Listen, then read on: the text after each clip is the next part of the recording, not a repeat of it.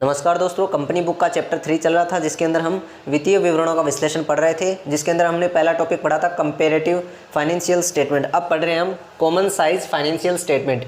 इसके अंदर भी दो चीज़ें हैं, कॉमन साइज बैलेंस शीट और common size profit and loss. इसके अंदर दोस्तों वैसे ही 5 कॉलम बनेंगे जैसे कंपेरेटिव में बने थे, लेकिन जो अंतिम जो 4th एंड 5th कॉलम होगा वो परसेंटेज का कॉलम होगा। सबसे पहले बात करते हैं कॉमन साइज बैलेंस शीट। इसके अंदर जो ए कॉलम बनेगा उसके अंदर हम जो हमें विवरण दिया हुआ है वो विवरण आएगा। बी और सी कॉलम जिसके अंदर वर्ष दिए हुए रहेंगे, 2010, 2009, 2008, 2020, इस प्रकार से वर्ष दिए हुए रहेंगे।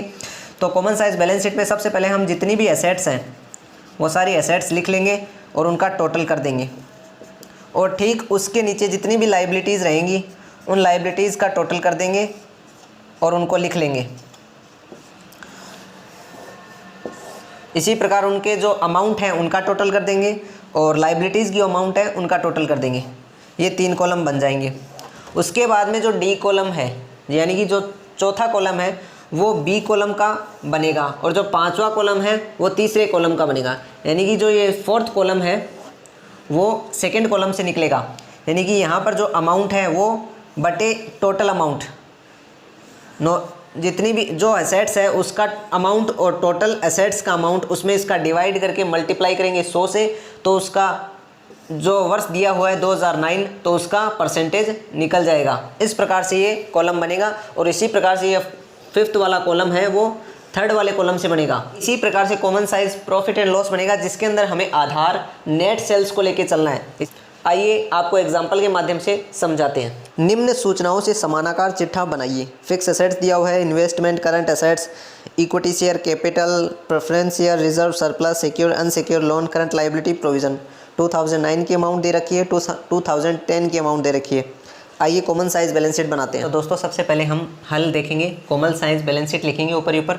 उसके बाद में 5 कॉलम पर्टिकुलर, ये जो 2010 और 2009 के ये जो अमाउंट दे रखी है वो, और परसेंटेज की कॉलम ऐड करेंगे बाद में।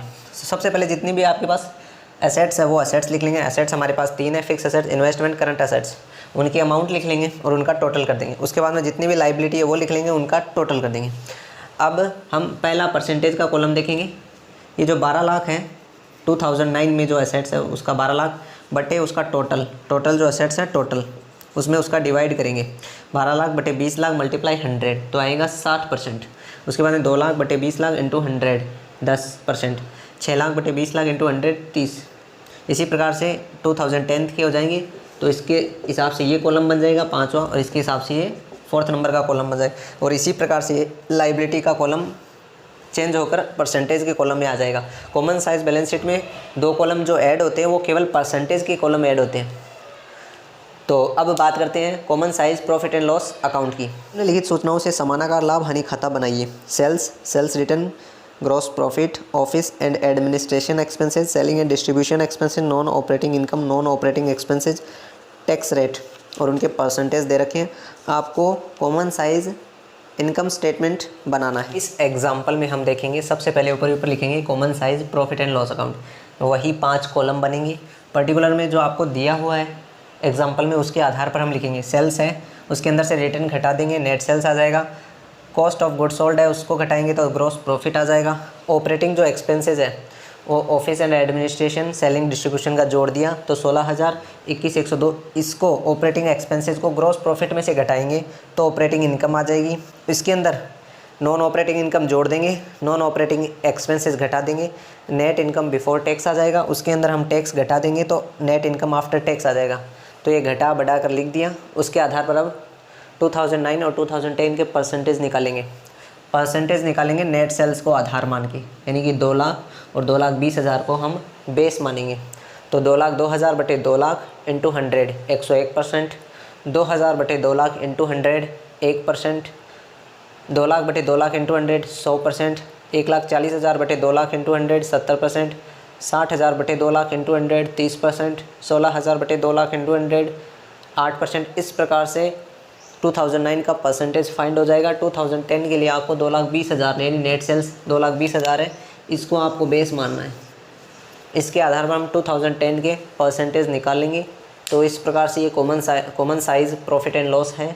आई होप दोस्तों आपको ये कॉमन साइज़ बैलेंस शीट और common size profit and loss समझ में आया होगा। आगे की वीडियो में हम ट्रेंड परसेंटेज, ट्रेंड एनालिसिस पढ़ेंगे। दोस्तों वीडियो को लाइक करें, शेयर करें और चैनल को सब्सक्राइब करना न